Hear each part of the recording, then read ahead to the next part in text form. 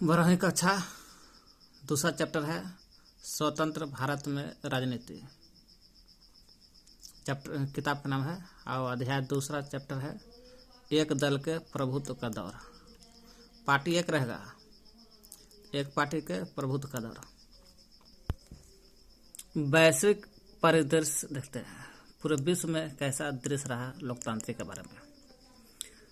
उपनिवेशवाद के चंगुल से आज़ाद हुए कई देश ने राष्ट्रीय एकता को प्रथम प्राथमिकता रखा। बहुत सारा उपनिवेशवाद में गुलाम से बहुत सारे देश गुलाम थे, उस गुलाम से आज़ाद होते हैं। बहुत सारे देश आज़ाद होकर के बहुत सारे देश ने कहा कि हम सबसे पहले राष्ट्रीय एकता को प्रथम प्राथमिकता देते हैं, कि राष्ट्रीय एकता को वैल्यू देते हैं। और चुनौतियों के चपेट में आए कई देशों के नेता ने फैसला किया कि उनके देश में लोकतंत्र नहीं अपनाया जा सकता।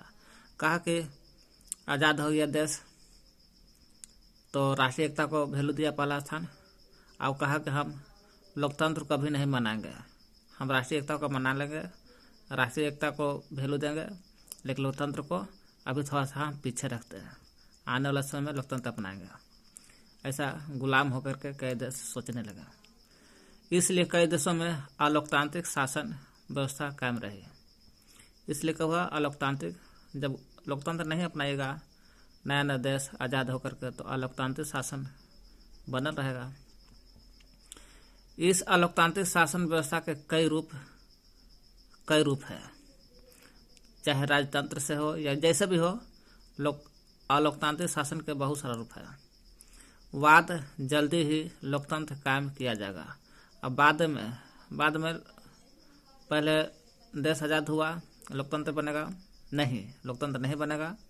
राष्ट्रीय एकता को पहले वैल्यू दिया, उसके बाद लोकतंत्र के बाद धीरे धीरे अलोकतांत्रिक बनेगा, अलोकतांत्रिक के बाद में लोकतंत्र कायम बन जाएगा। पर अलोकतांत्रिक शासन व्यवस्था के जाम में पांव बदलने पाने मुश्किल होते गए। जब लोकतांत्रिक बन जाता है कोई देश, जल्दी हटता नहीं है, यही बात है। तो पूरे विश्व के नजर से देखें, बहुत सारे देश गुलाम से आज़ादी हो करके राष्ट्रीय एकता को वैल्यू देते हैं प्रथम स्थान पर, और लोकतंत्र को नहीं अपनाते हैं, अलोकतांत्रिक बनाते हैं। लेकिन उस समय भारत की स्थिति कैसा था? भारत में भी चुनौतीपूर्ण परिस्थितियाँ था। हमारे स्वतंत्रता संग्राम के प्रतिबद्धता लोकतंत्र से है। हमारा जो देश आज़ाद होता है, स्वतंत्र होता है, वो लोकतंत्र से ही स्टार्ट होता है। हमारे नेता लोकतंत्र में राजनीतिक की निर्णायक भूमिका को लेकर सचेत है। हमारे जो नेता लोग जो थे लोकतंत्र में अपनाने के लिए बोलबे किए, इसलिए लोकतंत्र में राजनीति के निर्णायक भूमिका को लेकर सचेत रहते थे कि लोकतंत्र अपनाना है। इसलिए हमारे नेताओं ने लोकतांत्रिक व्यवस्था का रास्ता चुना कि लोकतांत्रिक होना चाहिए भारत में। तो लोकतांत्रिक राजनीति देखते हैं। लोकतांत्रिक राजनीति में सबसे पहले समाज का शासन कैसे चलेगा। जौन देश में लोकतांत्रिक रहता है देश, वो देश में समाज का शासन कैसे चलेगा, ये बताता है लोकतंत्र में। नियम, उस समाज का शासन कैसे चलेगा, वही समाज में नियम कायदे क्या होगा, नियम कायदे क्या बनेगा, कौन सा नियम बनेगा, समाज में नहीं बनेगा, ये सब लोकतांत्रिक देश में बनता है। यही समाज का शासन कैसे चलेगा और समाज में नियम कायदे क्या होगा, ये सब लोकतांत्रिक देश में होता है। वही समाज के कई समूह होता है। समाज के भी बहुत सारे समूह होता है। उस समूह की आकांक्षाएं उम्मीद होता है। समूह है तो समाज के, तो जाहिर सी बात है कि उस समूह के आकांक्षा होता है, उम्मीद होता है। यही आकांक्षाएं उम्मीद अलग अलग होता है। समूह का आकांक्षा भी अलग होता है, वो उम्मीद भी समूह के अलग अलग होता है। इसलिए अलग होने के कारण इस समूह में टकराव हो जाता है। मान लें कि हिंदू समूह है तो उनकी आकांक्षा उम्मीद अलग होगा, मुस्लिम रहेगा तो उनका आकांक्षा उम्मीद अलग रहेगा।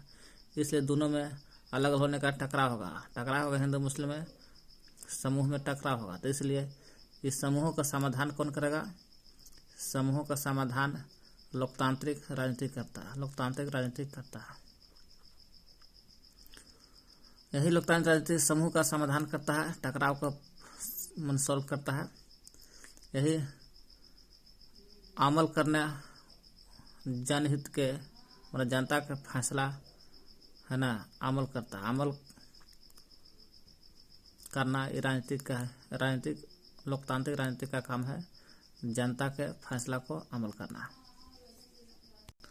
मतलब कि जनता का फैसला लेना और यह जनता के फैसला को अमल करना, ये सब लोकतंत्र में ही होता है। 26 नवंबर 1949 को हमारा संविधान अंगीकृत हुआ था। 26 नवंबर 1949 को हमारा संविधान अंगीकार कर लिया गया था, भले लागू नहीं हुआ था। लागू हुआ था 26 जनवरी को 1950 को। तो 26 नवंबर 1950 को अंगीकार होता है। नवंबर, दिसंबर, जनवरी, फरवरी, जनवरी आता है। 26 जनवरी 1950 को संविधान लागू हो जाता है। अंगीकार होता है 26 नवंबर 1949 को, लागू होता है संविधान 26 जनवरी 1950 को। उस समय देश का शासन अंतरिम सरकार चला रही थी। अंतरिम सरकार का मतलब कि संविधान सभा के जो भी सदस्य थे उन्हीं लोग, क्योंकि उस समय चुनाव नहीं हुआ था मेरा देश में, इसलिए देश का शासन अंतरिम सरकार चला रही थी। देश का शासन लोकतांत्रिक सरकार चलाए, वक्ता का तकाजा था।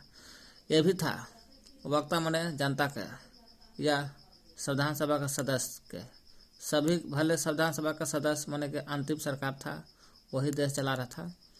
लेकिन देश का शासन लोकतांत्रिक होना चाहिए और लोकतांत्रिक सरकार चलाए, ऐसा वक्ता का, जनता का, सभी लोग का मन था। संविधान ने नियम तय किया, संविधान सभा ने मिलकर संविधान बनाया। संविधान ने नियम तय किया, क्या? अब इन नियम पर अमल करना बाकी था। नियम बना लिया था लेकिन नियम पर अमल करना जरूरी था। शुरू में माना गया कि ये महज चंद महीनों का काम है। शुरू सोचा कि संविधान जो बन रहा है वो चंद महीना का काम है संविधान बनाना। तो क्या कहता है कि 26 नवंबर 1950 को हमारा संविधान अंगीकार होता है, 26 जनवरी 1950 को लागू होता है। और उस समय अंतिम सरकार शासन चला रही थी। सभी का मन था कि लोकतांत्रिक तरीका से सरकार चले, इसलिए यह नियम तय किया गया और अमल करना बाकी था। इसलिए उस समय माना गया कि संविधान बनाना महज चंद महीने का काम है, संविधान बन जाएगा। लेकिन ऐसा नहीं, इसलिए संविधान सभा तो बन गया, संविधान बन गया, लेकिन चुनाव आयोग का गठन होता है जनवरी 1950 में। जब चुनाव आयोग होता है, यही चुनाव आयोग का गठन जनवरी 1950 में होता है। इसलिए जब जनवरी 1950 में चुनाव आयोग, इलेक्शन कमीशन का गठन होता है जनवरी में होता है संविधान लागू, जनवरी में होता है चुनाव आयोग का गठन भी होता है 26 जनवरी 1950 में, और लागू होता है संविधान को भी 26 जनवरी 1950 को। पहले चुनाव आयुक्त बन जाता है सुकुमार सेन। पहले चुनाव आयुक्त सुकुमार सेन थे, है ना, इलेक्शन कमीशन। उम्मीद देश का पहला आम चुनाव 1950 में किसी भी वक्त हो जाएगा। जब चुनाव आयोग का गठन 1950 में होता है जनवरी 1950 में, तो पहले चुनाव आयुक्त बनते हैं सुकुमार सेन। उनका उम्मीद था कि देश का पहला आम चुनाव होगा, और देश का पहला आम चुनाव होगा, जनता का चुनाव होगा 1950 में होगा। जब चुनाव आयोग का गठन 1950 में हुआ तो पहला आम चुनाव भी 1950 में किसी भी वक्त हो सकता है। इसलिए देश का पहला आम चुनाव 1950 में किसी भी वक्त हो जाएगा। इनका मन था कि किसी भी 1950 में चुनाव हो जाएगा, लेकिन ये चुनाव होते होते समस्या पैदा होता है। उस समस्या को देखिए, क्या समस्या देखते हैं। समस्या चुनाव क्यों नहीं होता है, सुने। समस्या ये होता है कि मतदाता सूची बनाना था। तो मतदाता सूची बनाना था तो बनाने से पहले पहला प्रारूप तैयार होता है। तो मतदाता सूची बनाने के लिए पहला प्रारूप होता है कि उसमें देखता है कि 40 लाख महिलाएं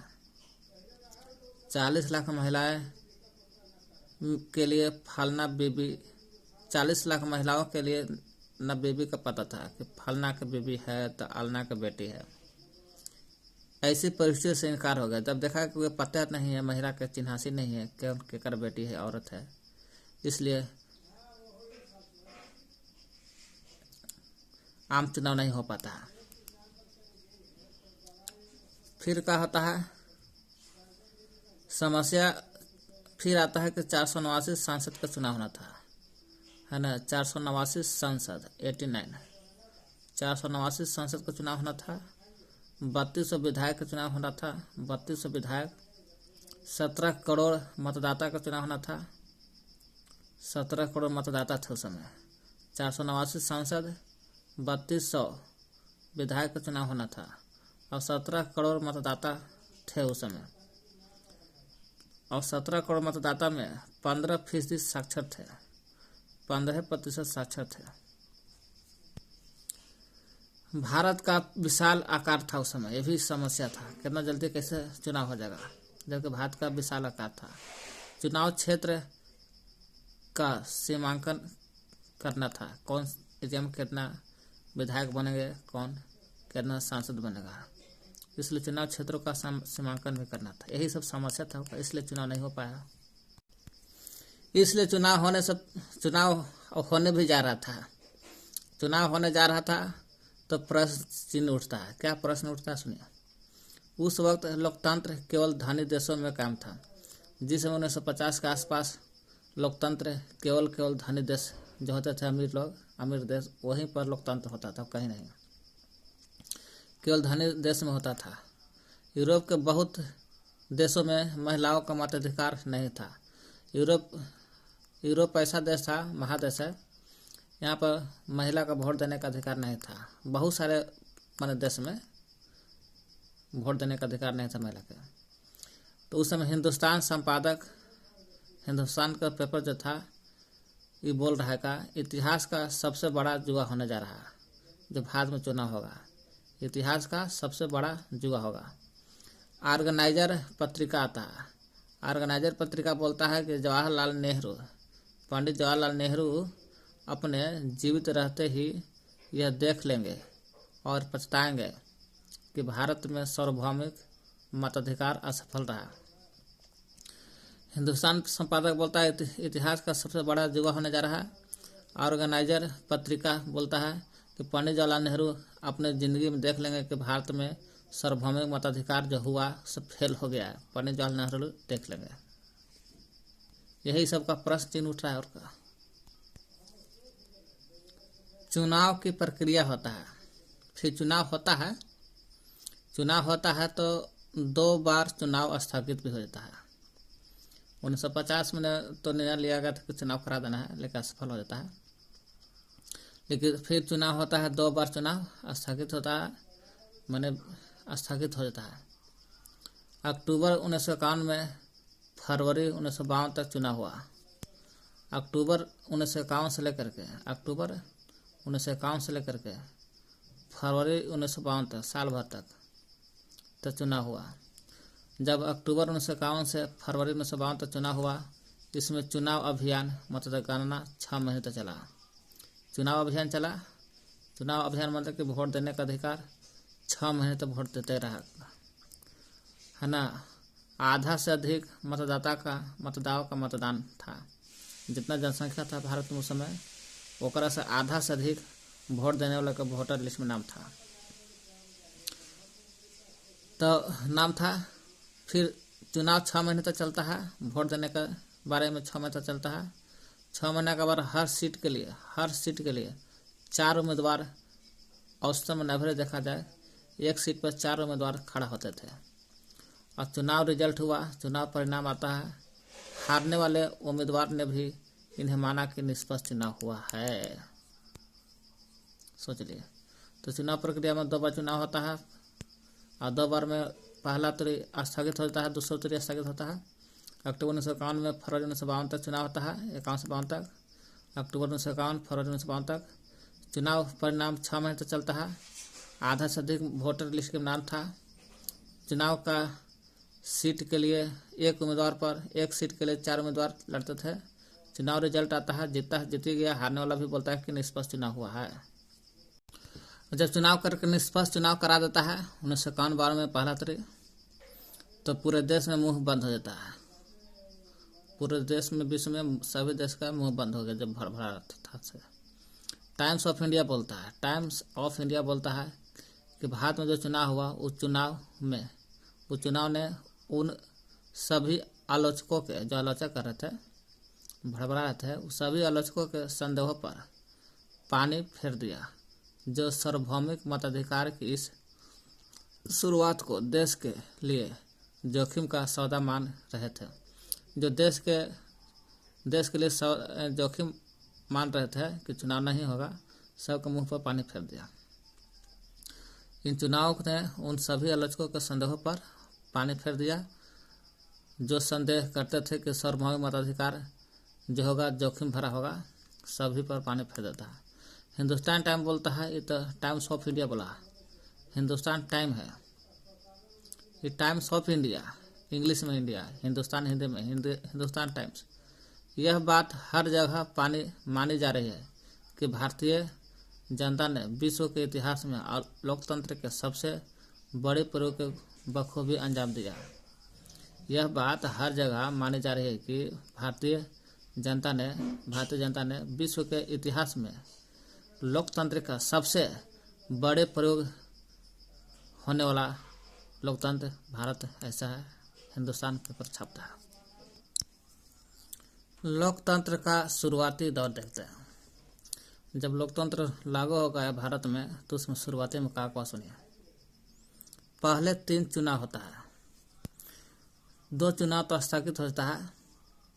पहला 2 चुनाव स्थगित होता है, फिर तीसरा जो चुनाव होता है 51-52 में, तो कांग्रेस का प्रभुत्व रहा, मतलब कांग्रेस के दबदबा बना रहा।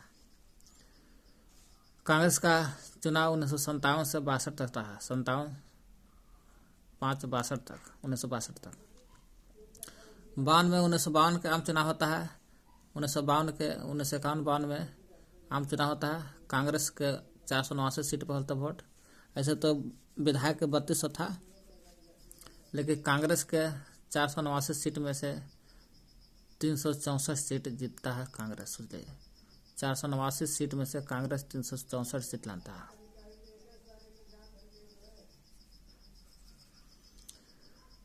भारतीय कम्युनिस्ट पार्टी दूसरे नंबर पर रहा। पहला नंबर तो कांग्रेस रहा, लेकिन भारतीय कम्युनिस्ट पार्टी था, ये दूसरे नंबर पर रहा और 16 सीट जीत लेता।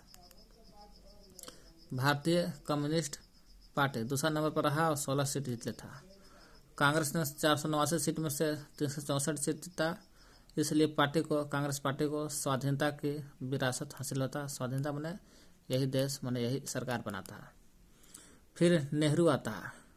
नेहरू थे कांग्रेस के आदमी के पार्टी के। नेहरू करिश्माई और लोकप्रिय नेता होते हैं। पंडित जवाहरलाल नेहरू नेता बनते हैं पार्टी के, कांग्रेस के। फिर वो तो हो गया संसद का चुनाव। फिर विधानसभा, वही हो गया विधानसभा होता है उसमें। विधानसभा चुनाव, उसमें कांग्रेस पार्टी के बड़ी जीत होता है। अभी देखे, कांग्रेस पार्टी के बड़ी जीत होता है। त्रावणकोर, कोचीन, मद्रास, उड़ीसा को छोड़कर सभी राज्यों में कांग्रेस को अधिकतर सीटें मिलता। त्रावणकोर, कोचीन जो उड़ीसा है वहाँ पर, चेन्नई उस एरिया में, और मद्रास और उड़ीसा, तीनों को छोड़ दिया जाए तो सभी जगह कांग्रेस जीतल था। त्रावणकोर इस एरिया में पड़ेगा और उड़ीसा इस एरिया में है। ये पूरा उड़ीसा था, बिहार भर सब। और मद्रास ये इस एरिया में है, मद्रास ही कर दिया।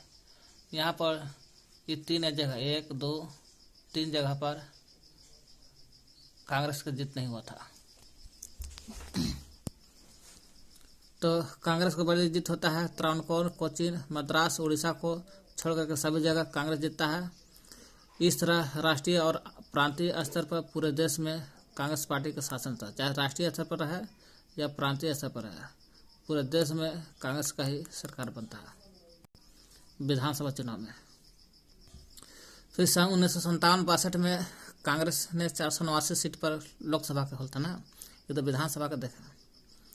1957 से 1962 में कांग्रेस ने लोकसभा में अपनी पूरी स्थिति बरकरार रखी। 57-62 में कांग्रेस भी लोकसभा में भी जीत गया। कांग्रेस की जीत गई सीटों का 10वां हिस्सा भी कोई अन्य पार्टी नहीं जीता। इतना जीता कांग्रेस कि उसका 10वां भाग भी नहीं जीत पाया दूसरा पार्टी। एक आध अपवाद को छोड़ करके केंद्र और प्रांतीय सरकारों पर कांग्रेस का पार्टी का पूरा नियंत्रण हो गया। एक आध को सीट छोड़ा करके बाकी सभी जगह केंद्र पर रहे या प्रांतीय स्तर पर है ना, लोकसभा रहे या विधायक रहे, सभी जगह कांग्रेस का ही हक रहा, जीत पार्टी रहा। तो 1957-62 में कांग्रेस ने लोकसभा पर जीत हासिल किया था। कांग्रेस की जीत का आंकड़ा देखते हैं। हमारी चुनाव प्रणाली के कारण कांग्रेस की जीत का आंकड़ा और दायरा बढ़ा चढ़ा दिखता है। कह रहे कांग्रेस जो जीता है, चल देखने में लग रहा है कि बढ़ा चढ़ा कर जिताया गया है। नहीं, ऐसा कोई बात नहीं। जैसे 1952 में कांग्रेस को कुल वोट, 1952 में जो होता है आम चुनाव होता था, तो उसमें कांग्रेस को कुल सीटों कुल वोटों के जितना वोट पड़ा होगा सोना, उसका 45% वोट हासिल होता था। 1952 में 489 सीट पर जीत होल था, 300 कुछ मेल था कांग्रेस का, देख लीजिएगा। उसमें 45% वोट हासिल प्राप्त होल था, किंतु 74% सीट होल था जीत। 45% वोट और 74% सीट हले जीता सीट 1952 में। सोशलिस्ट पार्टी को कुल वोटों का 10% वोट प्राप्त हुआ, केवल 3% वोट ही प्राप्त होता सीट। कांग्रेस को तो 1952 में जब चुनाव होता है आम चुनाव, तो 45% सीट और 74% नहीं, 45% वोट 74% सीट मिला और 10% मिलल था सोशलिस्ट पार्टी के, 10% वोट और 3% सीट। कारण कि सर्वाधिक वोट पाने वाले की जीत होता है, आज भी होता है जो ज़्यादा वोट पाता है, इसलिए कांग्रेस पार्टी जीत गया। कांग्रेस के प्रभुत्व की प्रकृति, कांग्रेस से जीत रहा था इसलिए कांग्रेस से उसमें मजबूत था, उसी का सत्ता था, उसी का प्रभुत्व था। अन्य देश में एक पार्टी के प्रभुत्व और भारत में एक पार्टी के प्रभुत्व के बीच का अंतर बताया।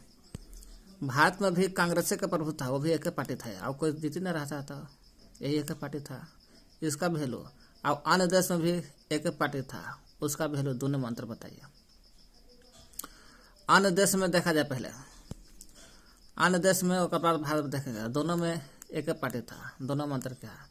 अन्य देश जैसे अन्य देश में लोकतांत्रिक की कीमत पर एक पार्टी का प्रभुत्व था। लोकतांत्रिक की कीमत पर देखा जाए एक पार्टी का वैल्यू होता था अन्य देश में भी।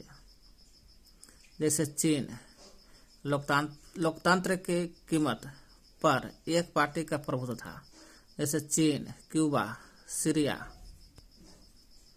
चीन, क्यूबा, सीरिया के संविधान में सिर्फ एक ही पार्टी का शासन होता था, है ना। कह रहा चाहे चीन रहे, क्यूबा रहे और सीरिया रहे, चीन, क्यूबा, सीरिया, चीन, क्यूबा, सीरिया, यहाँ के संविधान में लिखल गया था कि एक ही पार्टी का शासन होगा और कोई नहीं होगा, ऐसी यही अनुमति दिया था संविधान में।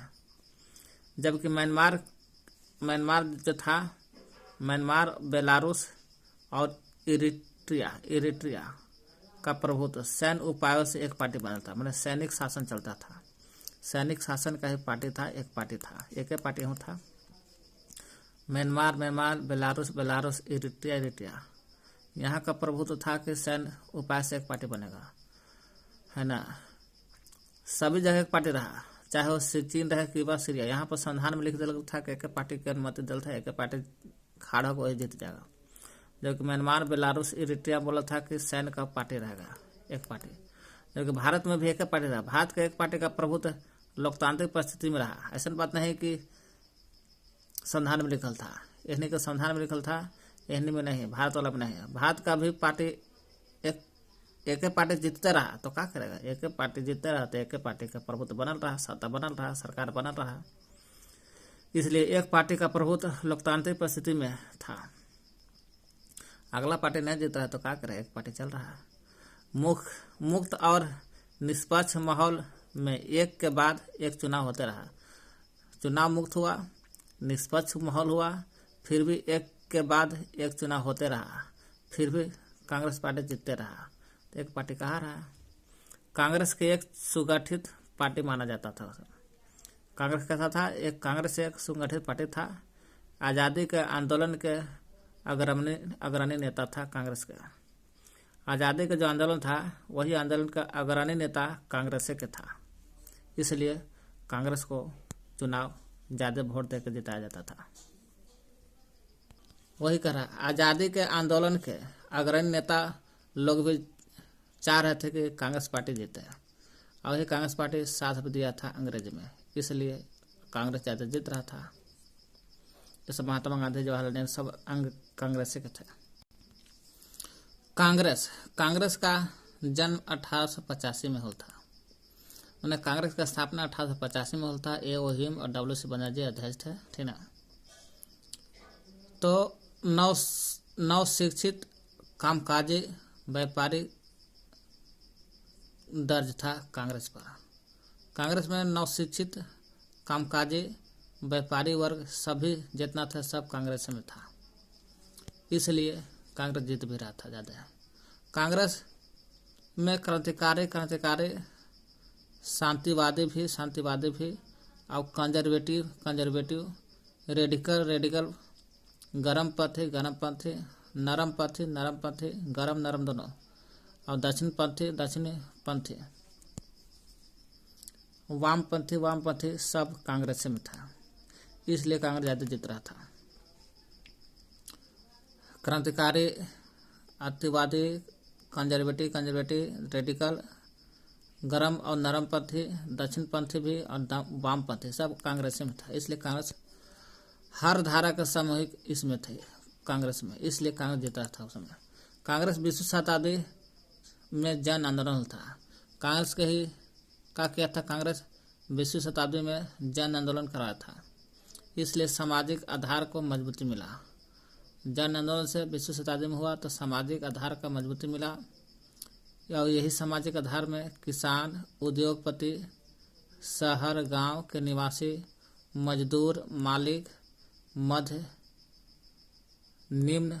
वर्ग, निम्न वर्ग, उच्च वर्ग या जाति सबको जगह दिला था कांग्रेस, इसलिए कांग्रेस जीत रहा था।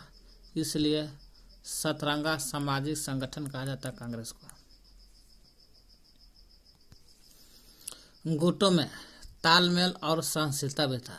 गुट माने पार्टी में तालमेल भी था और सहनशीलता भी था। अगर कोई समूह ना खुश है तो भी वह पार्टी में ही रहता था। खुश नहीं है, कोई समूह है वो ना खुश नहीं है, फिर भी पार्टी में रहता था।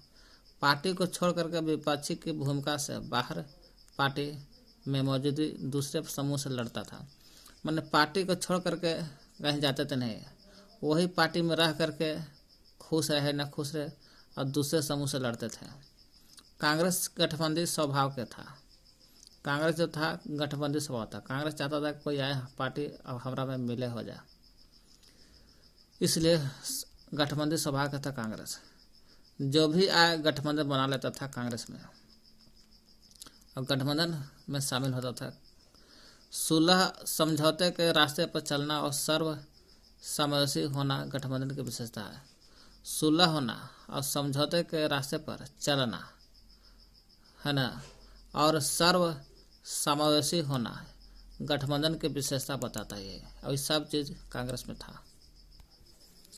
पार्टी में मौजूद गुट, पार्टी में जो जन गुट था बताइए।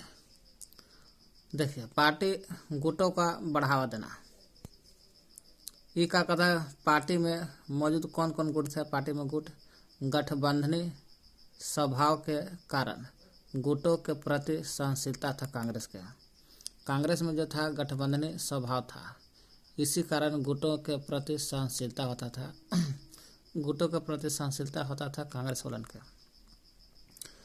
यही गुटों को बढ़ा देते थे कांग्रेस के लोग। अंदरूनी गुटबाजी और कमजोरी के स्थान पर ताकत था। अंदरूनी गुटबाजी होता था और कमजोरी के स्थान पर ताकत था गुटबाजी। गुटों की मौजूदगी शासक दल के भीतर संतुलन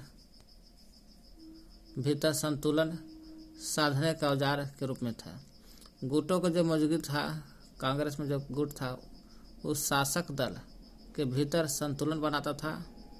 कोई पार्टी के जो शासक था वो संतुलन बनाता था और साधने के औजार के रूप में गुट था। वही गुट क्या करता था, शासक पार्टी को संतुलन बनाता था औजार के रूप में। यही अंदरूनी गुटबाजी कमजोरी के स्थान पर, अंदरूनी गुटबाजी जो था कमजोरी के स्थान पर ताकत था। यही जो गुटबाजी है अंदरूनी, पार्टी के भीतर विभिन्न गुटों की आपसी होड़ के लिए गुंजाइश था। यानी कि पार्टी के भीतर रह करके अपना ही पार्टी का गलत करेगा तो गलत बताता था और सही करा तो सही बताता था। यानी कि वही पार्टी अच्छा बुरा सब बताता था। यानी कि पक्ष विपक्ष दोनों का काम करता था। एक पार्टी जो जीता था कांग्रेस।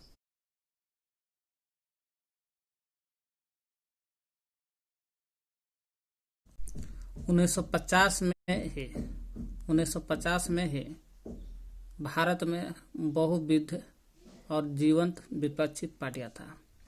मैंने 1950 में बहुत सारा भारत में पार्टी था, विपक्षी पार्टी था बहुत सारा, और जीवंत विपक्षी बहुत सारा। 1950 में बहुत सारा विपक्षी पार्टी था। ये नहीं कि ये नहीं था पार्टी खाली कांग्रेस था, नहीं। कुछ पार्टी 1952 से पहले ही बनी, कुछ का उद्भव 60 से 70 के दशक में बना। कुछ पार्टी 1952 से पहले भी बनल था और कुछ पार्टी 60 और 70 के दशक में भी बनल था पार्टी।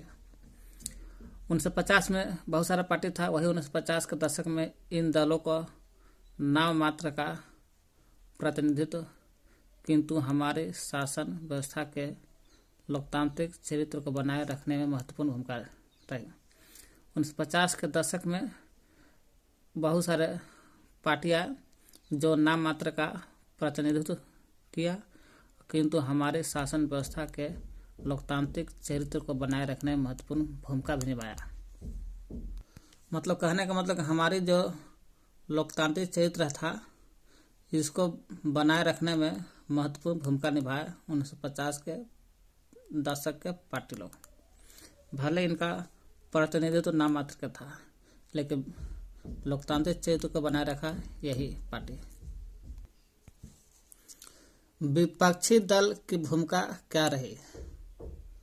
तो विपक्षी दल की भूमिका इस प्रकार है। विपक्षी दल की भूमिका है ना, विपक्षी दल जो था सिद्धांत के बल पर कांग्रेस की नीतियां के और व्यवहारों को आलोचना की। अपने सिद्धांत के बल पर क्या किया विपक्षी दल पार्टी जो था, कांग्रेस जो जीतल था, वो कांग्रेस के नीति को और कांग्रेस के व्यवहार को आलोचना किया था सिद्धांत के बल पर। शासक दल पर अंकुश और इन दलों के कारण कांग्रेस के भीतर शक्ति संतुलन बदला। जो शासक पार्टी था, उस शासक पार्टी पर अंकुश लगाने वाले अंकुश भी लगा, और वही पार्टी जो विपक्षी पार्टी था, उसी विपक्षी पार्टी के कारण कांग्रेस के भीतर शक्ति संतुलन बदल गया था। विपक्षी दलों ने लोकतांत्रिक राजनीतिक विकल्प को जीवित रखा। यही विपक्षी जो था पार्टी, लोकतांत्रिक राजनीतिक जो विकल्प था, यही ताकि लोकतांत्रिक खत्म न हो, इसको जीवित रखा। शुरुआती सालों में कांग्रेस और विपक्षी दलों के नेताओं के बीच गहरा संबंध हुआ। शुरुआती साल में कांग्रेस और विपक्षी पार्टी दोनों के बीच में गहरा संबंध भी मिला। अंतरिम सरकार के मंत्रिमंडल में डॉक्टर अम्बेडकर और श्याम प्रसाद मुखर्जी जैसे विपक्षी नेता थे। अंतिम सरकार के मंत्रिमंडल जब चल रहा था, उस समय अम्बेडकर जी और श्याम प्रसाद मुखर्जी दोनों, श्याम प्रसाद मुखर्जी ये सब विपक्षी दल के नेता थे। कुछ विपक्षी पार्टी दल, सोशलिस्ट पार्टी है ना, communist party of India, communist party of India, भारतीय जनसंघ, भारतीय जनसंघ, स्वतंत्र पार्टी, स्वतंत्र पार्टी। तो कुछ विपक्षी पार्टी के नाम था socialist party. Socialist party Congress के भीतर 1934 में युवाओं की टोली द्वारा गठन हुआ था। कांग्रेस के भीतर रह सोशलिस्ट पार्टी जो बनल था, कांग्रेस का से टूट के बनल था। कांग्रेस के भीतर 1934 में युवाओं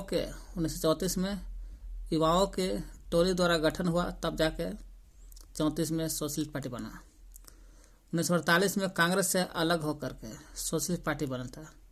34 में युवाओं के टोली द्वारा गठन होता है सोशलिस्ट पार्टी का, और 34 के बाद 48 में सोशलिस्ट पार्टी बन जाता है कांग्रेस से टूट करके। अगला है कम्युनिस्ट पार्टी, सोशलिस्ट टूट बनता है। कम्युनिस्ट पार्टी ऑफ इंडिया, यह भी 1941 में साम्यवादी कांग्रेस से अलग हुआ। कम्युनिस्ट पार्टी ऑफ इंडिया का हुआ, पहले साम्यवादी कांग्रेस था, यही 1941 में साम्यवादी कांग्रेस अलग हुआ तो बड़ा कम्युनिस्ट पार्टी ऑफ इंडिया। 41 और 7-48 में बनल था socialist party.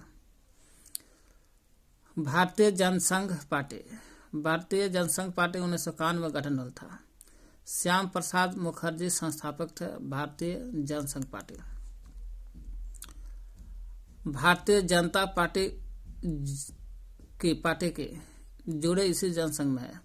Bharatiya Janata party जो है आज जो जुड़ल है, यही भारतीय जनसंघ से बनल है।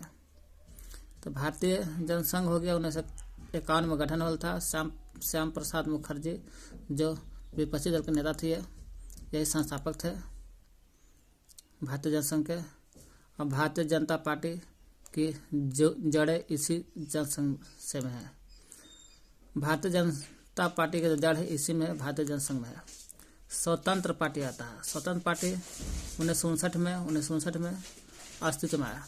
संस्थापक श्री राजगोपालचारी थे। श्री राजगोपालचारी 1959 में स्वतंत्र पार्टी बनते हैं। सही विकल्प को चुनकर खाली जगह भरना है। 1952 के पहले आम चुनाव में लोकसभा तो चुनाव होल ही था, उसके साथ साथ विधानसभा के लिए भी चुनाव कराए गए थे, है ना। विधानसभा इसमें भरा गया। लोकसभा, विधानसभा, राज्य के विधानसभा का चुनाव होता है इसमें। राज्यसभा नहीं, राज्य विधानसभा है।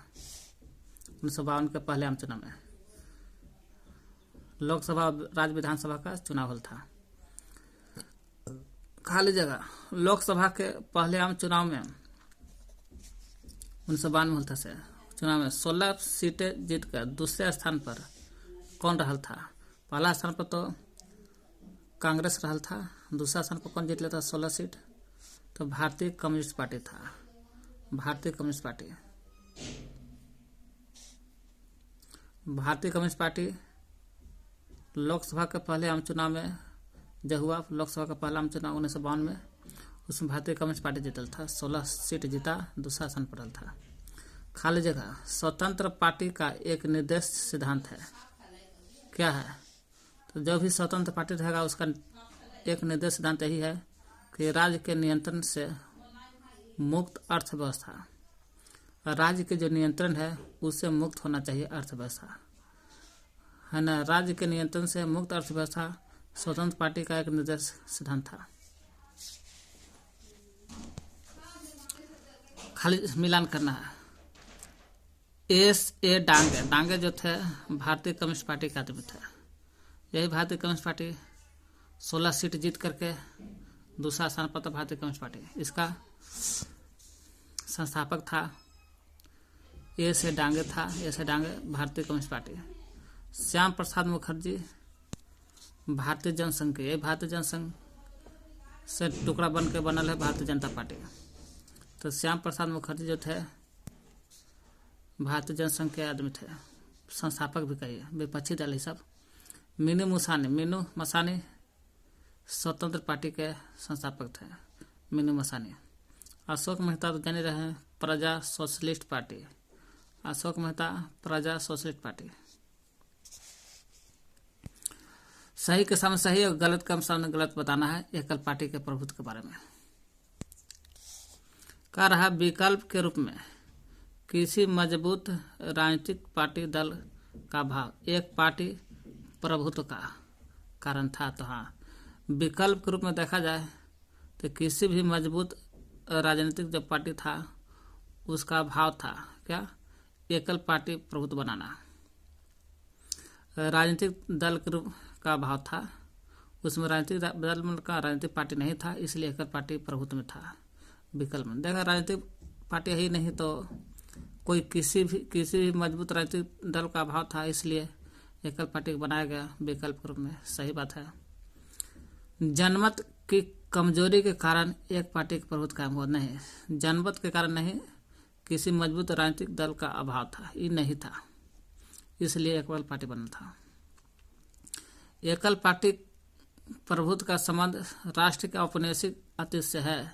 तो हाँ, एकल पार्टी जो बनल है उसका प्रभुत्व